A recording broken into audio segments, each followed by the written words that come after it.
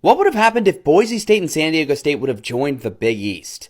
Most people are familiar with the death of the Big East Conference, which basically happened when Pitt, Syracuse, Louisville, Rutgers, and West Virginia all dipped in 2013 and 2014 to other conferences. They backfilled with Tulane, Tulsa, Memphis, East Carolina, and UCF, and just were never the same conference. But most people don't know a small detail from the situation, which is in 2013, they successfully added San Diego State and Boise State to the Big East before those two teams bailed at the last possible minute.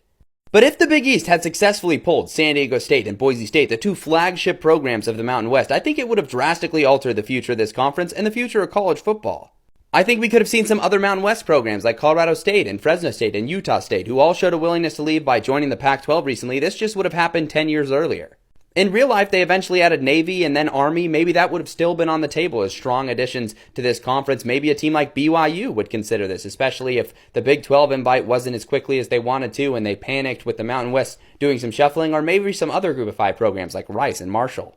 But the biggest what if to me lies in the most recent round of realignment. After the death of the Pac-12, let's say this conference still lost all of those programs like SMU and Houston and Cincinnati and UCF to power conferences. They would still have Boise State and San Diego State, meaning if Oregon State and Washington State tried to build that Pac-12, it would be a lot weaker. A straight up merger or them joining the conferences would be a lot more attractive to those teams, and then teams like Cal and Stanford might be a little bit more willing to go with them because it might be a little bit more stable.